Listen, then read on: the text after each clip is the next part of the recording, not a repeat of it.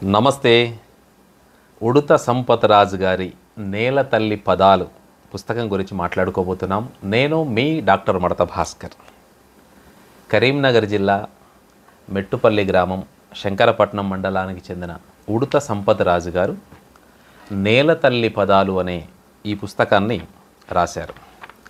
దీన్ని 2024 సంవత్సరంలో సాహితీ సోపతి కరీంనగర్ జిల్లా వాళ్ళు అచ్చువేశారు. ఉడుత సంపత్ రాజు గారు వ్యక్తిగతంగా చాలా సౌమ్యులు, నిరాడంబరులు, నిగర్వి. అంతకు మించి డౌన్ టు ఎర్త్ అంటాం కదా, చాలా క్రింది స్థాయి నుంచి అంచెలంచెలుగా ఎదుగుతూ వచ్చినటువంటి ఒక సాహితీ శిఖరం. తెలుగు సాహిత్యం పైన, భాష పైన అభిమానంతో, ఇటు భాషోపాధ్యాయుడిగా సాహిత్యం పైన అభిమానంతో కవిగా రాణిస్తున్నారు. నేలతల్లి పదాలు పుస్తకాన్ని అందమైన ముఖచిత్రం మీరు గమనిస్తే తెలుస్తుంది. చాలా అందమైన ముఖచిత్రాన్ని నంది శ్రీనివాస్ గారు అందించారు. వ్యవసాయం పూర్తి చేసుకున్న తర్వాత రైతు ఏటిలో ఎడ్ల బండిని కడుక్కుంటున్నటువంటి దృశ్యం, ఏటి గట్టు పైన దేవుడి ఆలయంలో ఎగురుతున్న పతాకం, పనుల నుంచి పనుల కొరకు శ్రామికుల యొక్క శక్తిని నిరూపిస్తున్నటువంటి చిత్రం మనకి ఈ కవర్ పేజీలో కనిపిస్తుంది. ఈ పుస్తకానికి వెనుక వైపున ఉడుత సంపత్ రాజు గారి ఫోటోను, తర్వాత కూకట్ల తిరుపతి గారి, నంది శ్రీనివాస్ గారి కొన్ని ముందు మాటల్లోని చాలా ముఖ్యాంశాలను ప్రచురించారు. ముందు పుస్తకం చూడగానే చాలా చిన్న పుస్తకం అయినప్పటికీ, 73-74 పేజీల పుస్తకం అయినప్పటికీ చక్కగా, అందంగా, ఆకర్షణీయంగా ఉడుత సంపత్ రాజు గారి మనస్సు వలె చాలా ఆకట్టుకున్నది నన్ను. ఒక పుస్తకం సంక్షిప్తంగా ఉన్నప్పుడు, అంటే ఎంత కవిత్వమైన చిన్న పదాల్లో ఉన్నటువంటి కవిత్వం నన్ను విశేషంగా ఆకట్టుకుంటాయి. మినీ కవిత్వం తర్వాత నేను నానీల గురించి మాట్లాడడానికి గల కారణం, నానీలు రాయడానికి గల కారణం ఏమంటే అందులో ఉండే సంక్షిప్తత నన్ను బాగా ఆకట్టుకున్నది. అదే కోవలో నేలతల్లి పదాలు అనే ఈ పుస్తకంలో పదాలు నన్ను బాగా ఆకట్టుకున్నాయి. ఉడుత సంపత్ రాజు గారివి. ఇందులో దాదాపుగా 200కు పైగా 206 పదాలు మనకు కనిపిస్తాయి. అంకితం పేజీ కాకుండా ఉన్నటువంటివి. ఇందులో మొదటి వారి కుటుంబం గురించి మొదటి పేజీలోను, చివరి పేజీలోను, అంటే పుస్తకం తిప్పినప్పుడు, అంటే 2వ పేజీ 3వ పేజీ అంటారు దాన్ని, చక్కగా వాళ్ళ ఫ్యామిలీ ఫొటోస్ వేసుకున్నారు.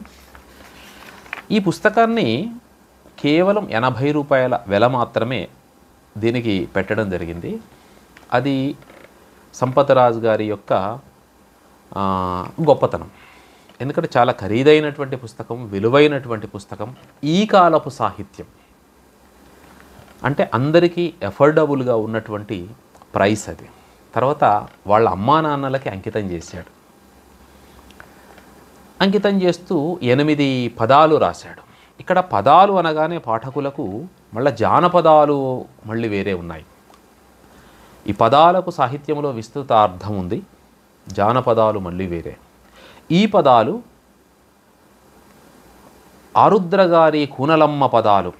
అంతకుముందు ప్రభాకర శాస్త్రి గారు, వేటూరి ప్రభాకర శాస్త్రి గారు 1930లో తొలిసారిగా సేకరించినటువంటి కూనలమ్మ పదాలు మొదలుకొని సాహిత్యంలో కూనలమ్మ పదాలకు విశేషమైనటువంటి స్థానం ఉన్నది. ఇది అక్కడి నుంచి తీసుకున్నటువంటి పదాలు. వీటి లక్షణాలు ఇవన్నీ మనం ఒకసారి గమనిద్దాం. పుస్తకాన్ని మొదటి పుస్తకం కాబట్టి అమ్మా నాన్నలకు అంకితం చేసుకున్నాడు ఉడుత సంపత్ రాజు గారు. అవ్వ బాపు ఉడుత కనుకవ్వ ఓదెలుకు నేల తల్లి పదాలు గేయ కావ్యాన్ని వినమ్రంగా అంకితమిస్తున్నాను అని తన వినయాన్ని, విధేయతను ప్రకటించుకున్నాడు. మొదటి పుస్తకం సాధారణంగా ఎవరైనా అమ్మా నాన్నలకు అంకితం ఇవ్వడం రివాజు. అందరూ ఇస్తారని కాదు, కానీ ఇవ్వాలనుకుంటే ముందు మాతృదేవోభవ పితృదేవోభవ. తెలంగాణలో తల్లిని అవ్వ అంటారు, తండ్రిని బాపు అంటారు. చక్కగా సవినయంగా ఏ విధమైనటువంటి మొహమాటం లేకుండా అవ్వ బాపు అని రాసుకున్నాడు. అంటే ఆ పిలుపు ఆత్మీయంగా పిలిచేటువంటి పిలుపు. ఇలా అంటున్నాడు, 9 మాసాలు మోసేను కష్టాలు వెలలేని త్యాగాలు ఓనేల తల్లి. ఈ ఓనేల తల్లి అనేటువంటి మకుటముగా ఈ కావ్యమంతా నడుస్తుంది. అంటే సాధారణంగా సాహిత్యములో ఓ కూనలమ్మ, ఓ నాయుడమ్మ, ఓ తెలంగాణ లేదా నా తెలంగాణ ఇట్లా ఉంటాయన్నమాట. ఓ కూతురమ్మ, ఇలా చాలామంది చాలా రకాలుగా పద సాహిత్యాన్ని, పదాలను తెలంగాణలో విరివిగా రాశారు. ఇంతే, కేవలం 4 చిన్న పాదాలు మాత్రమే. రెండవది, నాకు జన్మమునిచ్చి కడుపార పాలిచ్చి పెంచితివి శ్రమ కోర్చి ఓ నేల తల్లి. ఎంత బాగుందో! ఇందులో లక్షణాలు, చివరి అంత్యప్రాసలు కూడా గమనించండి. అంటే పాఠకుడికి ఎక్కడా విసుగు తెప్పించకుండా చదువుతుంటే ఇంకిన్ని చదవాలి, ఇంకా చదవాలి అనిపిస్తూ ఉంటుంది. ఇందులో చాలా 8 చెప్పాడు, కానీ నేను ఇంకోటి ఉట్టకిస్తాను. అక్షరమే నా ఆస్తి, పుస్తకమే నాకు ఆస్తి, అవ్వబాపులకిస్తి ఓ నేల తల్లి. అవ్వబాపులకి ఇచ్చింది ఏంటి? అంకితం. ఎంత ప్రతి ఒక్క పదము దేనికదే ప్రత్యేకంగా ఉంటుంది. అంటే ఈ 30 నుంచి 1930లో వెలుగు చూసినటువంటి ఈ సాహిత్య ప్రక్రియలలో ఉండేటువంటి పదాలు, కూనలమ్మ పదాలు, తర్వాత చరిత్రలో వాటి స్థానం ఎలా ఉంది, తర్వాత 1964లో ఆరుద్ర గారు వీటిని ఎట్లా పట్టుకున్నారు, ఎట్లా రాశారు అనే విషయాలు ఒక్కసారి ప్రస్తావించుకొని మళ్ళా మనం పుస్తకం గురించి మాట్లాడుకుందాం. ఆరుద్ర భాగవతుల సదాశివ శంకర శాస్త్రి గారు ప్రయోగవాది, అభ్యుదయవాది, సామ్యవాది, అభ్యుదయ కవుల్లో 2వ తరానికి చెందినటువంటి కవి, అభ్యుదయవాది. ఇందులో కూనలమ్మ పదాలలో 152 కూనలమ్మ పదాలు రాశాడు ఆరుద్ర గారు. ఆరుద్ర సాహిత్యం గురించి మళ్ళీ చాలా విలువైనటువంటి, విరివిగా రాసినటువంటి సాహిత్యం ఉంది. ఇక్కడ కేవలం పదాల గురించి మాట్లాడడమే, కూనలమ్మ పదాలు ప్రస్తావించడమే నా ఉద్దేశ్యం. ఇందులో రాజకీయానికి సంబంధించి సామాజిక, హాస్య, నీతి, అధిక్షేప, చమత్కారం ఇవన్నీ ఉంటాయి. కూనలమ్మ పదాలు అనేవి అంటే ఏ పదాలైనా ఆరుద్ర గారు చెప్పినట్లుగా హృదయ వీణను మీటుతాయి. అంటే హృదయంలో ఎక్కడో ఒక్కసారి ఆ హృదయ వీణను ఇలా మీటి ఆ సంగీతం అనేది జీవితకాలం గుర్తుండిపోయే విధంగా ఉంటుంది. ఆరుద్ర గారే అన్నట్లుగా సాహిత్యాన్ని చదివినప్పుడు మనస్సుకు పట్టుకోవాలి, మనస్సుకు జ్వరం రావాలి, మనస్సును కుదిపేయాలి, ఆలోచింపచేయాలి, ఆకలి కాకుండా చేయాలి అన్నట్లుగా హృదయ వీణను మీటుతాయి. అంటే అలా పట్టుకొని ఉండిపోతాయి మనస్సును. కొన్ని ఆరుద్ర పదాలు ఇందులో చాలా రకాలుగా ఉంటాయి, 1-2 మాత్రమే ఉటంకిస్తాను నేను. బ్రూటు వేసిన ఓటు, బురదలో గిరవాటు, కడకు తెచ్చును చేటు ఓ కూనలమ్మ అంటాడు ఆరుద్ర. పాత సీసాలందు నూతనత్వపు మందు నింపితే ఏ మందు ఓ కూనలమ్మ. ఏకపత్ని వ్రతము ఎలుగెత్తు మన మతము, వేల్పు భార్యలు శతము ఓ కూనలమ్మ. ఇది అధిక్షేపం అన్నమాట. ఏకపత్ని వ్రతము ఎలుగెత్తు మన మతము, వేల్పు భార్యలు శతము. అందరికీ ఏకపత్ని వ్రతాన్ని చెప్పిన మన ధర్మంలో భగవంతుడికి భార్యలు మాత్రం 100 మంది ఉన్నారు అని ఇది అధిక్షేపం.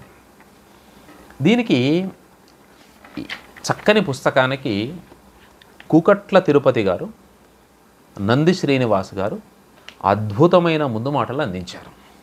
ఈ పుస్తకంలో చాలా ప్రత్యేకతలు ఉన్నాయి. కూకట్ల తిరుపతి గారు ఉడత సంపదరాజు గారికి పరిచయమైన తర్వాత వెలువడినటువంటి పుస్తకం. అందుకే కూకట్ల తిరుపతి గారి చేత ఇది ముందు మాట రాయించారు.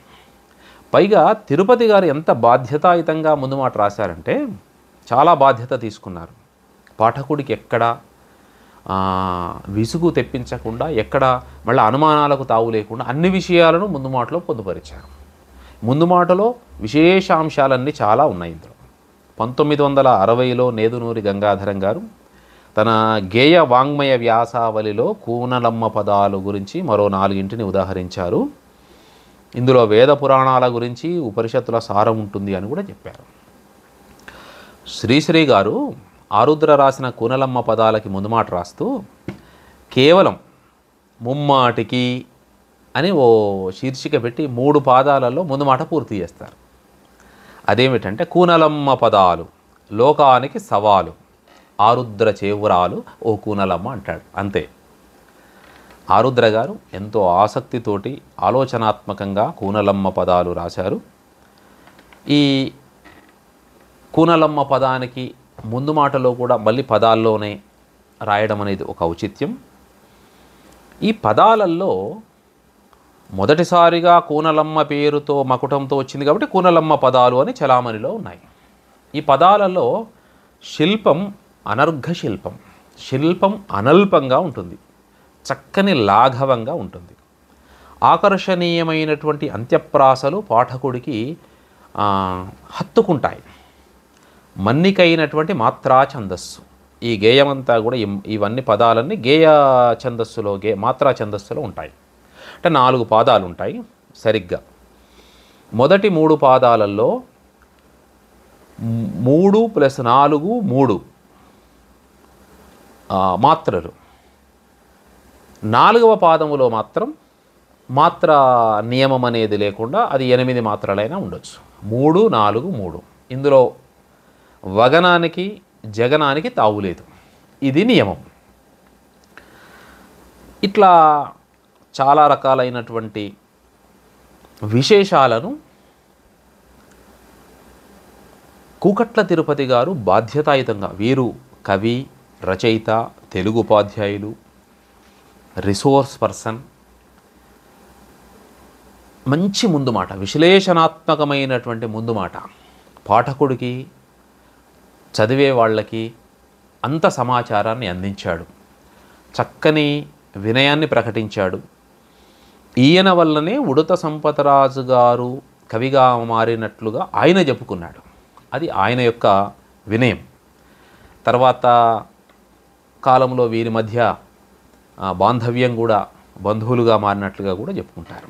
ఓ చమత్కరించాడు కూకట్ల తిరుపతి గారు. అంటే వీళ్ళది బావ వరస కాబట్టి ఇంటి పేరు ఉడుత కానీ ఆయన పట్టుకుంటే మాత్రం ఉడుంపట్టే అంటాడు. ఉడుము ఉడుత కాదు ఆయన, ఎందుకంటే సాహిత్యం వెలువరించాలనుకున్నాడు, వెలువరించారు. ఇది కూకట్ల తిరుపతి గారి ముందు మాట. తర్వాత నంది శ్రీనివాస్ గారు. నంది శ్రీనివాస్ గారి గురించి తెలంగాణలో తెలుగు సాహిత్యములో తెలియని వారు లేరంటే అతిశయోక్తి కాదు. ఎందుకంటే తెలుగు దళాన్ని వ్యవస్థాపక అధ్యక్షులుగా ఉండి ఎందరో కవులను తీర్చిదిద్దుతున్నటువంటి వారు, తెలుగు సాహిత్యానికి విశేషమైన సేవ చేస్తున్నటువంటి వారు, కవులను రచయితలను దిద్దుతున్నారు. ఒక మంచి అందరికీ ప్రత్యక్ష పరోక్ష గురువుగా మారుతున్నారు. వారు గురువు కానీ గురువులకే గురువుగా మారుతున్నారు. పైగా విశేషంగా ఈ పుస్తకానికి వారు ముఖ చిత్రాన్ని అందించారు. ఎంత అద్భుతంగా ఉందో చూస్తుంటే చూడబుద్ధి అవుతుంది. వీరు దీనికి పేరు పెట్టింది రసాత్మక వాక్యం అని పెట్టారు. కేవలం 2 పేజీల్లో అద్భుతమైనటువంటి ముందు మాట. 4 ప్రశ్నలు వేశాడు, 4 జవాబులు చెప్పాడు. అది ముందు మాట. ఈ ముందు మాట ఎవరైనా తెలుగు సాహిత్యములో కొత్తగా రచనలు చేయాలనుకున్నటువంటి వారికి ఎవరికైనా ఉపయోగపడేటువంటి ముందు మాట ఇది. ప్రతి ఒక్కరూ కొత్తగా వ్యాసంగంలోకి, కవిత్వ వ్యాసంగము, రచనా వ్యాసంగంలోకి వచ్చి ఏమైనా చేయాలి అనుకున్న వాళ్ళు ఈ ముందు మాటను ఖచ్చితంగా చదవాలని నేను ఘంటాపదంగా చెబుతున్నాను. ఎందుకంటే వారి ప్రశ్నలు ఏంటంటే, కవి అంటే ఎవరు, కవిత్వం అంటే ఏమిటి, కవి ఎందుకు రాస్తాడు, అది మనం ఎందుకు చదవాలి, అసలు కవిత్వ ప్రయోజనం ఏమిటి, ఈ ప్రశ్నలు వేసి వారే జవాబులు చెప్పారు. చాలా చక్కని జవాబులు చెప్పారు. ప్రతి ఒక్కరూ గుర్తుపెట్టుకోవాల్సినటువంటి జవాబులు. కవి అంటే సున్నితమైన హృదయ స్పందనతో గహనమైన భావాన్ని కూడా మన గుండెల్లోకి సూటిగా ప్రవహింపజేసే సృజనకారుడు. పెద్ద పెద్ద భావాలను చిన్న అక్షరాల్లోకి తీసుకొచ్చి మన గుండెల్లోకి తీసుకెళ్ళి ఆ భావాన్ని 10 కాలాల పాటు మనతో ఉంచేవాడే కవి. కవిత్వం అంటే ఏమిటి?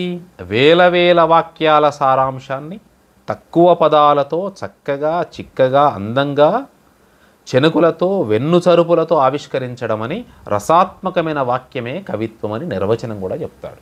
ఎన్నో పదాలు ఉంటాయి, ఎంతో సారాంశం ఉంటుంది, కానీ మనకు అందించేటప్పుడు కవి దాన్నంతా దాన్నంతా జీర్ణం చేసుకొని, భావాన్నంతా జీర్ణం చేసుకొని పాఠకుడికి మాత్రం తేలిగ్గా అర్థమయ్యే విధంగా అందించాలి. మరి ఎందుకు రాస్తాడు కవి అంటే, తన స్వీయానుభూతులను, స్వీయానుభవాలను అర్థం చేసుకునే ప్రయత్నంలో ఎన్నో విషయాలు తన లోపల భావావేశానికి కవి లోనవుతాడు. అవి చెప్పే ప్రయత్నం చేస్తుంటాడు, చెప్పకుండా ఉండలేడు. తను చెప్పదలుచుకున్న విషయం ఏదో ఒక విషయం ద్వారానో, ఓ గేయం ద్వారానో, కవిత్వం ద్వారానో, నానీల ద్వారానో, పదాల ద్వారానో చెప్పే ప్రయత్నం చేస్తాడు. ఆ ప్రయత్నంలో కవి రాస్తాడు. ఎందుకు చదవాలి? మరి చదివితేనే విభిన్నమైనటువంటి వ్యక్తుల విస్తృత అనుభవాలు, వారి అనుభూతుల పరిమళాలు మనకు ఆస్వాదించడానికి అవకాశం ఉంటుంది. మొత్తంగా వెరసి కవిత్వం యొక్క అంతిమ ప్రయోజనం ఏమిటంటే సామాజిక వికాసం, సంస్కరణ, సమాజాన్ని సంస్కరించడమే కవిత్వం.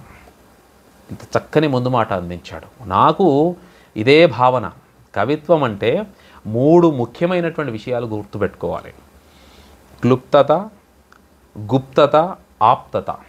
ఇది మనం రాస్తున్నటువంటి ఏ విషయంలోనైనా ఇది లేనప్పుడు అది పాఠకుడిని ఆకర్షించదు. విషయం క్లుప్తంగా ఉండాలి, గుప్తంగా ఉండాలి. మొత్తం అంటే కొంత కవిత్వాన్ని చెబుతున్నప్పుడు ఆ పదజాలాలలో కొన్ని పదాలు పాఠకుడు చదివి అర్థం చేసుకునే విధంగా ఉండాలి, గుప్తంగా ఉండాలి, ఆప్తంగా ఉండాలి. అది చదివినప్పుడు అతని హృదయానికి తాకేటువంటి విషయాలు ఎక్కడ ఉండాలి, భలే ఉందే, నా కోసమే చెప్పినట్టుగా ఉండే అని ప్రతి పాఠకుడు దాన్ని అనుభూతి చెందాలి. ఇది కవిత్వం యొక్క లక్షణం. తర్వాత ఉడుత సంపతరాజు గారు తన మాట తాను రాసుకున్నారు. నా జీవన ప్రస్థానం అని రాసుకున్నారు. ఇక ఈ జీవన ప్రస్థానం గురించి ప్రత్యేకించి మాట్లాడుకోవాలి. ఇది 10 పేజీలు రాసుకున్నాడు. నాకైతే ఈ జీవన ప్రస్థానం రాసిన తర్వాత 10 పేజీలలో ఎవరైనా తమ ఆత్మకథ రాసుకోవచ్చు కదా అనిపించింది. అంత బాగుంది. పైగా ఎందుకు ఇక్కడ రాసుకోవాలి అనంటే, ఉడుత సంపతరాజు గారి జీవన నేపథ్యం అనేది పాఠకుడికి చాలా అవసరం. కొత్తగా సాహిత్యంలోకి వచ్చేటువంటి వాళ్ళకి, కొత్తగా తమ జీవితాలను వికసింప చేసుకోవాలనుకునేటువంటి చాలామందికి ఒక ఇన్స్పిరేషన్ కలిగిస్తాడు ఉడుత సంపతరాజు. తను వచ్చినటువంటి సామాజిక నేపథ్యం ఏంటో చెప్తాడు. తన బాల్యము, పాఠశాల విద్య, తను ఎక్కడ చదువుకున్నాడు, తను పుట్టిన తేదీతో సహా 1978 జూలై 15వ తేదీన కనుకవ్వ ఓదేలు గర్భాన జన్మించినటువంటి పరిస్థితుల నుంచి తను ఎట్లా ఎదిగి వచ్చాడు, తన లచ్చవ్వ అంటే తనకెందుకు ఇష్టం, తన మేనత్త, తన నాన్నగారి మేనత్త లచ్చవ్వ వాళ్ళ ఇంటిని ఎట్లా సాకింది, బళ్ళదోలి అక్కడ ఏం రాయించింది, పేరు సంపతి అని రాయించింది. చూడండి ఎంత బాగా చెప్పుకుంటున్నాడు. నా పేరు ఇప్పటికీ అజంతంగానే ఉంది అంటాడు. సంపతి, తి అన్నప్పుడు గుడి, అజంతంగా ఉండడం అంటే సంపతి అనే పేరు. చాలామంది ఈ రకరకాల పేరు తను అట్లనే పెట్టుకున్నాడు. అంటే తనకు ఏ విధమైనటువంటి తన నేపథ్యం నుంచి వచ్చినటువంటి విషయాలలో ఏ విధమైన భేషజాలు లేవు, ఇప్పటికీ అజంతంగానే ఉంది అన్నాడు. సరే, తల్లిదండ్రుల గర్భాన జన్మించిన తర్వాత తను ఎదిగి వచ్చినటువంటి తీరు, తనకు 2 తమ్ముళ్ళు ఉన్నారు. తను కాలేజీకి వెళ్ళినప్పుడు ఇంటర్మీడియట్లో ఫెయిల్ అయినటువంటి విషయము, మళ్ళీ సప్లిమెంటరీ రాసి పాస్ అయినటువంటి విషయము, తను ప్రీతి సీడ్స్లో మొదటిసారిగా చేరినటువంటి పరిస్థితులు, వైవాహిక జీవితము, తన విద్యాభ్యాసము. ఈ క్రమంలో రాజేశ్వరి గారితో లెంకలపల్లి మల్లయ్య లక్ష్మీ గారుల బిడ్డ 96 మార్చి 10వ తేదీన రాజేశ్వరి గారితో పెళ్ళైనటువంటి సన్నివేశము.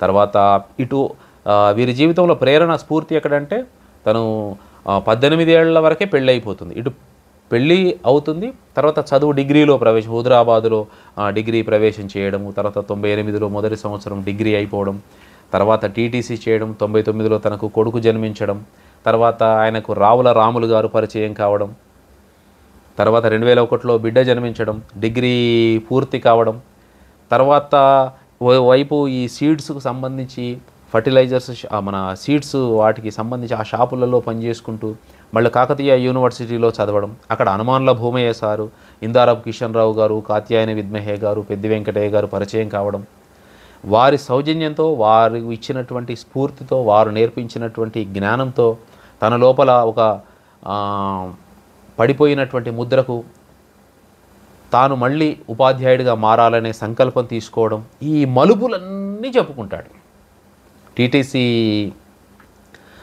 రాసిన తర్వాత అది రాకపోవడం, తర్వాత మళ్ళీ టీపీటీ రాస్తే అది రావడం ఎంఏ తర్వాత, మళ్ళీ ఇద్దరు వీళ్ళ మిత్రుడు రాములు ఈయన ఇద్దరు కలిసి ట్రినిటీ పెద్దపల్లి ట్రినిటీ కాలేజీలో జాయిన్ కావడం, అక్కడ పూర్తి చేసుకోవడం, 2006లో డిఎస్సిలో తెలుగు పండిట్ ఉద్యోగంగా చేరడం, మళ్ళీ 12లో స్కూల్ అసిస్టెంట్గా చేరడం, ఇవన్నీ చెబుతాడు. చెబుతుండే క్రమంలో కొన్ని వినమ్రంగా తన కుటుంబంలో జరిగినటువంటి అలజడులు, తన మనస్సులోని సంఘర్షణలు ఇవన్నీ చెప్తాడు. చెబుతున్నప్పుడు తన మిత్రుడు చిన్నప్పుడు ఎప్పుడో మా ఐలవ్వ చెప్పే కథలు నన్ను బాగా ఆకట్టుకున్నాయంటాడు. ఈ క్రమంలో తను మాట తీరు విషయం తను చక్కగా స్మిత భాషే, నవ్వుతూ మాట్లాడతాడు. మాట్లాడడానికి ముందు నవ్వుతాడు. కల్మషం లేనటువంటి మనిషి, తక్కువ మాటల్లో ఎక్కువ అర్థాన్ని చెబుతాడు. తను అప్పుడప్పుడు సరదాగా రాసుకున్నటువంటి ఈ పదాలను, అంటే వాళ్ళ మిత్రుడు రాములకు ఓ రాములన్న అనే ఒకటంతో రాసుకున్నాడు. అదే ఎప్పుడో 2008లో ఎప్పుడో రాసుకున్నాడు. అవి చాలా సరదాగా రాసుకున్నాడు.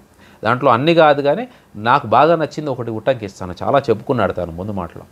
నేర్చుకుంటే విద్య, రేయి పగలే మిథ్య, నలిగిపోకు మధ్య ఓ రాములన్న అని రాసుకున్నాడు. చాలా బాగుంది. ఇవే తర్వాతి కాలంలో 2024లో పుస్తకంగా మారతాయని తెలియదు.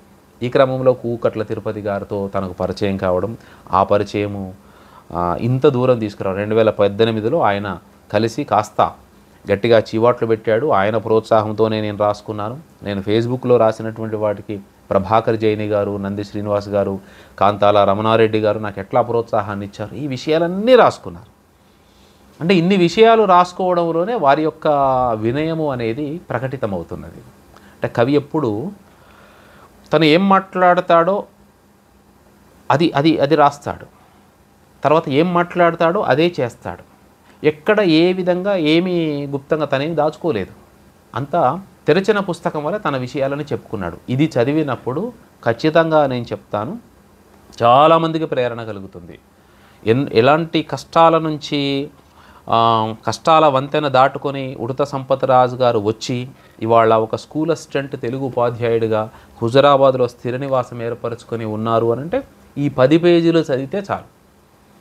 అంటే మహనీయులు ఎక్కడో కాదు, మన చుట్టూ ఉండేటువంటి వాళ్ళనే మనం గుర్తించాలి అనేది, తాను ఉద్యోగంలో చేరడము, రాణించడము, మంచి వ్యక్తిత్వ వికాసం కలిగి ఉండడం, దాంతోపాటు సాహిత్య సేవ చేయడము, తను పుస్తకాలు వెలువరిస్తూ ముందుకు రావాలనేటువంటి సంకల్పం తీసుకోవడం ఎంత గొప్ప ప్రేరణ అది. ఇలా ఇందులో సుమారుగా తన జీవన ప్రస్థానాన్నంతా చెప్పుకున్నాడు. ఇది చాలా స్ఫూర్తిదాయకమైనటువంటి ప్రస్థానం. ఇక 206 పదాలు అంకితం కాకుండా దీంట్లో ఉన్నాయి. కొన్ని విషయాలు మాత్రమే నేను ఉట్టంకించే ప్రయత్నం చేస్తాను, సమయాన్ని కూడా దృష్టిలో పెట్టుకొని.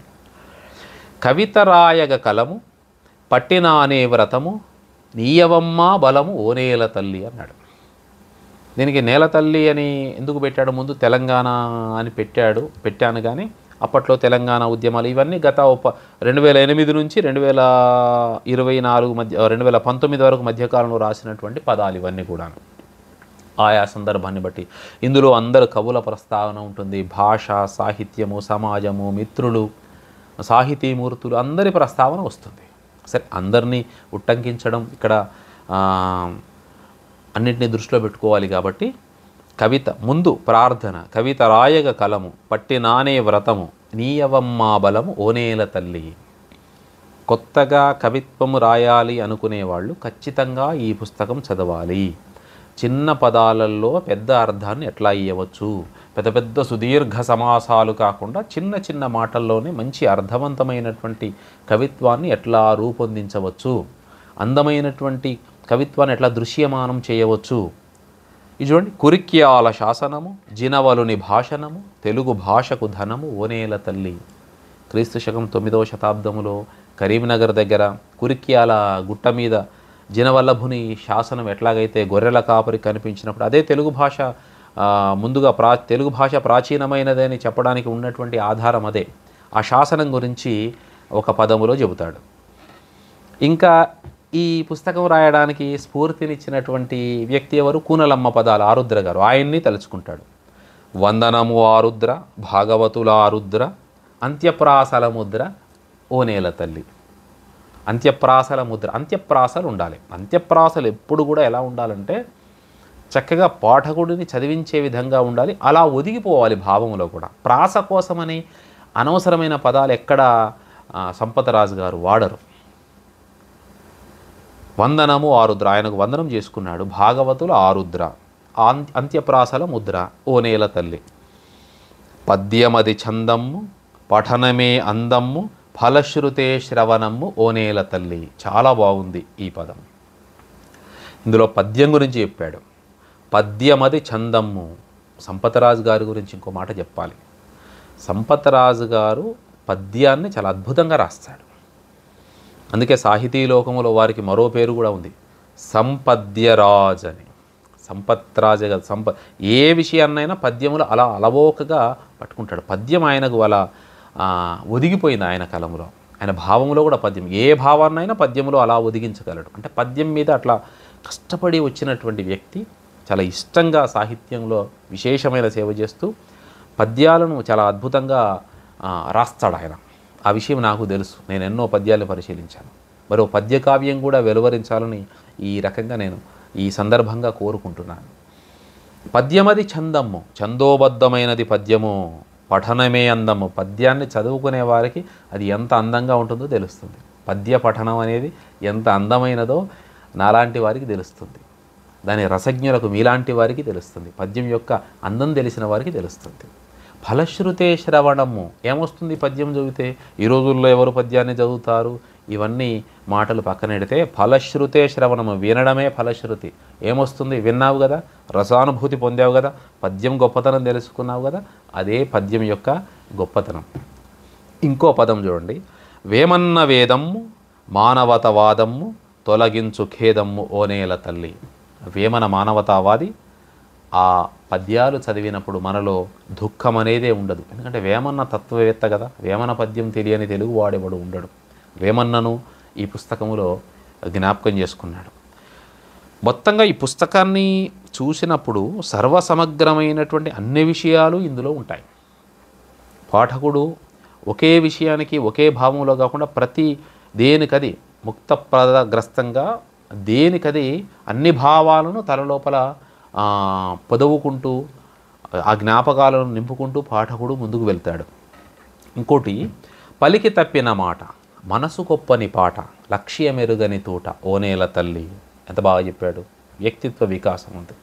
ఇదొక్క పదాన్ని గుర్తుపెట్టుకుంటే పూర్తి మనిషి జీవితం యొక్క వ్యక్తిత్వం అంతా ఇందులోనే ఉంటుంది. ఒకే ఒక్క ముచ్చట అంతే. పలికి తప్పిన మాట మనసు గొప్పని పాట.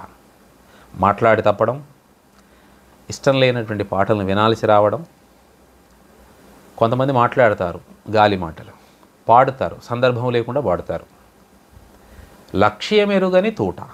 తూట లక్ష్యాన్ని ఛేదించాలి, కానీ ఎడిపోతుందో తెలియని తూట ఎందుకు? అలాగే పాట కూడా, అలాగే మాట కూడా. అంటే ఇది ఒక సెటైర్, వ్యంగ్యం. ఎవరికి? వేదికల మీద మాట్లాడేటువంటి వాళ్ళకి, సందర్భశుద్ధి లేకుండా మాట్లాడేటువంటి వాళ్ళకి తాకేటువంటి పదం ఇది. అవకతవకలు చూసి కవిత నమ్ముగా చేసి వదిలెను గురు చూసి ఓనేల తల్లి. అవకతవకలు చూసి కవిత నమ్ముగా చేసి, అమ్ము అంటే బాణం, వదిలెను గురు చూసి. కవిత్వం ఎప్పుడూ అవకతవకల మీద వేశారు. ఎవరు? కాళోజీ లాంటి మహానుభావుడు అందరినీ స్మరించుకున్నారు. కాళోజీని స్మరించుకున్నాడు, సి నారాయణ రెడ్డిని స్మరించుకున్నారు. అందరినీ. ఆయన ఎవరిని అంటే తన విస్తృత పఠనం, తెలంగాణలో తెలుగు సాహిత్యంలో ఉండే ప్రముఖులందరి సాహిత్యాన్ని చదివాడు కాబట్టి అందరి గురించి తలుచుకుంటూ ఎవరెవరు ఏం చేశారో పోతున్నాడు. కవితా అస్త్రాలు సంధించాడు కదా కాళోజీ. అలాగా దసరా పండుగ నాడు ఎంత బాగుందో చూడండి. దసరా పండుగ నాడు పాలపిట్టను చూడు జమ్మి చెట్టును వేడు ఓ నేల తల్లి. కొత్తగా నేర్చుకునే వాళ్ళకి ఇలాంటివి ఎంత బాగుంటాయి. ఇది చదవగానే వాళ్ళు కూడా కొన్ని ఇలాంటివి రాసే ప్రయత్నం చేస్తారు ఖచ్చితంగా. అందుకే కొత్తగా వస్తున్నటువంటి సాహిత్యాన్ని చదవాలి. ఇలాంటి అలతి పదాలతో ఉండేటువంటి అందాన్ని చవి చూడాలి. భూతకాలము సోది భవిత అన్నది ఏది వర్తమానమే నాది ఓ నేల తల్లి. ఒక సందేశం. భూతకాలం అయిపోయింది, నిన్న మాట్లాడక ఆలోచించక ఇంకా సోదొద్దు. నిన్న అలా జరిగి ఉండాల్సిన కొంతమంది మాట్లాడతారు 10 ఏళ్ల క్రితం అండి అదంతా వద్దు, ఇప్పుడు ఏమిటో చెప్పు. భవిత అన్నది ఏది? రేపు లేదు మన చేతుల్లో, వర్తమానమే నాది, ఎవరికైనా వర్తించేటువంటి మాట. ఇది కూడా రాసి పెట్టుకోవాల్సినటువంటి పదం. రాణి రుద్రమదేవి, కాకతీయుల టీవీ, ధీర చరితలు మావి, ఓనేల తల్లి. రాణి రుద్రమను గుర్తు చేసుకున్నాడు, కాకతీయుల టీవీని గుర్తు చేసుకున్నాడు, ఆ చరిత్రని. అడవి దున్నల గుంపు, మృగరాజునే చంపు, అహము బయటికి పంపు, ఓనేల తల్లి. అడవి దున్నలన్నీ చేరి ఓ మృగరాజును, సింహాన్ని చంపినట్లుగా ఓ వార్త వచ్చింది. దాన్ని ఇలా రాశాడు. అడవి దున్నల గుంపు, మృగరాజునే చంపు, అహము బయటికి పంపు. గుంపు, చంపు, పంపు. ఎంత బాగుందండి ప్రాస. పైగా ప్రాస కోసం ఎక్కడైనా భావం చెడిపోయిందా? అహము బయటికి పంపు అన్నాడు. అహంకారం ఉంటే ఎవరైనా పోతారు అనవసరంగా. చలి చీమల చేత చిక్కి చావెద సుమతి. అలాంటి చూడండి, అన్నదమ్ముల కలిమి, ఆప్తమిత్రుల చెలిమి, మనిషికెంతో బలిమి, ఓనేల తల్లి అన్నాడు. కలిమి, చెలిమి, బలిమి. ఎంత చక్కని ప్రాసలు వాడతాడో. చాలా మాట్లాడాలని ఉంటుంది. కలిగియున్నను ఖ్యాతి, ఎంతయున్నను నీతి, మనిషి తనమే కోతి, ఓనేల తల్లి. ఇంకోటి చూడండి, శ్రీలనిచ్చెడి అమ్మ, శీలమిచ్చెడి అమ్మ, నీవే కదా బతుకమ్మ, ఓనేల తల్లి. అమ్మా బతుకమ్మ, నువ్వు శ్రీలను ఇస్తావు, సంపదలను ఇస్తావు, శీలము ఇస్తావు, గుణాన్ని ఇస్తావు. 9 ఒద్దులు గొలిచి ప్రాణముగా నేను తలచి, 10న పోదువే విడిచి, ఓనేల తల్లి. ఎంత బాగుందో. 9 ఒద్దులు గొలిచి ప్రాణముగా నేను తలచి, 10న పోదువే విడిచి. బతుకమ్మ సాగనంపుతుంటే కొంత బాధ, వినాయకుడిని సాగనంపుతుంటే కొంత బాధ. 9 రోజులు ఆ వినాయకుడితో అనుబంధం, బతుకమ్మతో అనుబంధం. పోరుబాటలకైనా పొందు కూర్చుటలోన ముందుండు తెలంగాణ, ఓనేల తల్లి. తెలంగాణ పోరు తెలంగాణ గురించి చెబుతున్నాడు. ప్రేమ గోడలపైన, బస్సు సీటులపైన, లేదు మనుషులలోన, ఓనేల తల్లి. ఇదంతా బాగా చెప్పాడు. చాలా సరదాగా చెప్పినా చాలా వాస్తవం చెప్పాడు. ప్రేమ గోడలపైన రాతలు, బస్సు సీటులపైన, లేదు మనుషులలోన. ఇది అధిక్షేపం. మనుషుల్లో ఉందా? ఉండాల్సింది లోపల, గోడల మీద ఎందుకు అదంతా? ఇంకో మాట చెప్పాడు, చాలా బాగుంది. ఇది అరిషడ్వర్గాల గురించి, మన లోపల ఉండేటువంటి కామ, క్రోధ, లోభ, మోహ, మదమాత్సర్యాల గురించి చెప్పాడు. శత్రువర్గములారు ఒక్కటై నిను చేరు, గుప్త గరళము తీరు, ఓనేల తల్లి. చాలా బాగుంది. శత్రువర్గములు 6, మనలో ఉండేటువంటి శత్రువర్గాలు ఒక్కటై నేను అన్నీ కలిసి గుప్త గరళము తీరు, రహస్యంగా ఉండేటువంటి విషం మాదిరి నేను చంపేస్తాయి, జాగ్రత్త. చక్కగా చూడండి. ఇంకొకటి ఎంత బాగుందో. పచ్చ పచ్చని పైరు, వాగు వంకల హోరు, స్వచ్ఛమైనది ఊరు, ఓనేల తల్లి. పైరు, హోరు, ఊరు. ఊరంటే చాలా ఇష్టం. ఎందుకంటే నా వ్యవసాయ కుటుంబం కాబట్టి నేల అన్న, రైతు అన్న, పంట పొలాలన్న చాలా ఇష్టం. వీటి మీద బోలెడన్ని పదాలు ఉన్నాయి దీనిలో. నేడు నిన్నగా మారు. ఎంత గొప్ప ఫిలాసఫీ ఉందో ఇది. నేడు నిన్నగా మారు, రేపు నేడుగా చేరు, ఆగకుండా పారు, ఓనేల తల్లి. నేడు అనేది ఇవాళ రేపైపోతుంది, రేపటికి. మళ్ళీ రేపు నేడుగా చేరు, రేపేమంటాం, ఇవాళ అంటాం. ఆగకుండా పారు, కాల ప్రవాహములో కాలం ముందుకు సాగిపోతూ ఉంటుంది కదా. ఎందుకు ఒక చోటనే ఉండడం? కాలంతో పాటుగా మనము సమానంగా వెళ్ళాలి, ప్రయాణించాలి. ఇంకోటి చాలా అద్భుతమైనటువంటి జీవన వికాసానికి సంబంధించినటువంటి పదం చూడండి. తల్లి గర్భమునందు పుట్టినా పసికందు, ఆలికవును ఖైదు, ఓనేల తల్లి. తల్లి గర్భమునందు పుట్టినా పసికందు, ఆలికవును ఖైదు. చాలా బాగుంది ఇది. తల్లి గర్భంలో పుడతాడు పసికందు, తర్వాత ఆలికి తన భార్యకు ఖైదుగా మారిపోతాడు. జన్మమెత్తిన రోజు, పాణిగ్రహణము రోజు, మరపురాని రోజు, ఓనేల తల్లి. ఎన్ని చెప్పాడు, ఎన్ని ఉటంకించాలనుందో నాకు. శిరస్త్రాణము తలకు, రక్షణ చోదకులకు, అశ్రద్ధగాబోకు, ఓనేల తల్లి. ఎక్కడో నేను మణిపూసలు ఎవరిదో చదివాను. అందులో కూడా చాలా గమ్మత్తు అయినటువంటి విషయం ఉంది. వాడకుంటే హెల్మెట్టు, ఎక్కుతావు హెల్మెట్టు అని రాశాడు ఆయన. Helmet వాడకుంటే నువ్వెక్కుతావు helmet. హెల్ అంటే నరకం. చాలా చమత్కారంగా గమ్మత్తుగా అనిపించింది. ఇంకెక్కడో ఒకటి చూశాను నేను బోర్డు, 100లో పోకు 108లో పోతావు. ఇది వాహనదారులకు. నువ్వు 100లో పోయి స్పీడ్గా పోయి ఏదైనా జరిగితే 108లో పోవాల్సి వస్తుంది, జాగ్రత్త. అంటే ఒక సామాజిక బాధ్యతగా. సినారే గురించి చూడండి. లకుమ నృత్యములలరే రాయని మనసదరే, లకుమ నృత్యములలరే రాయని మనసదిరే, రాని హృదయము చెదిరే ఓ నేల తల్లి.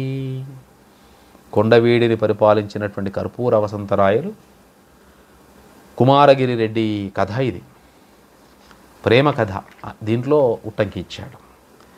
ఇదొక్కటి చెప్పాలి ఖచ్చితంగా, ఎందుకంటే తను కృతజ్ఞతగా వీళ్ళని తలుచుకుంటాడు కాబట్టి. కవనమే తిరుపన్న గానమే రాజన్న పాటలే రామన్న ఓ నేల తల్లి. కవనమే తిరుపన్న, కవిత్వం రాయడంలో తిరుపతి గారు, కుక్కట్ల తిరుపతి గారిని స్మరించుకున్నాడు. గానమే రాజన్న, తన మిత్రుడు మందారపు రాజన్న పాటలు అద్భుతంగా పాడతాడు, ఆయన్ని గుర్తుపెట్టుకున్నాడు. పాటలే రామన్న, పాటలు రాస్తాడు రాగుల రామన్న గారు, వీళ్ళని తలుచుకున్నాడు. నాకైతే చాలా చాలా ప్రతీదీ చాలా బాగా నచ్చినవే. ఇందులో చాలా ఉట్టంకించాలని ఉంది, మనస్సు ఉవ్విళ్ళూరుతుంది. కానీ చివరగా 1, 2 ఆవు పేడకు బొట్టు అందంబుగా పెట్టు గొబ్బెమ్మ అయ్యేట్టు ఓ నేల తల్లి. గొబ్బెమ్మని ఎంత బాగా చెప్తున్నాడు. ఆవు పేడకు బొట్టు అందంబుగా పెట్టు గొబ్బెమ్మ అయ్యేట్టు, చాలా బాగా చెప్పాడు. చాలా ఇలాంటివి అద్భుతమైనటువంటి పదాలు ఇందులో చాలా ఉన్నాయి. తన కరీంనగర్ జిల్లా గురించి కూడా రాసుకున్నాడు. కరీంనగరు జిల్లా మానేరు గలగల్ల ఎనగందుల కిల్ల ఓనేల తల్లి. కరీంనగర్ జిల్లా గురించి, మానేరు గురించి, ఎనగందుల కోట గురించి రాసుకున్నాడు. నలిమెల భాస్కర్ గారిని స్మరించుకున్నాడు, గుర్తు చేసుకుంటున్నాడు. ఇక్కడ బహుళ భాషల రేడు పదకోశ కృతికాడు నలిమెల భాస్కరుడు ఓనేల తల్లి. ఎందుకంటే నలిమెల భాస్కర్ సార్ అంటే అది కరీంనగర్ సంపద. ఎన్నో భాషల్లో విశేషమైనటువంటి సేవ చేస్తున్నటువంటి వారు. ఇన్ని చెప్పి చివరికి మెట్టుపల్లి గురించి కొన్ని చెప్పాడు.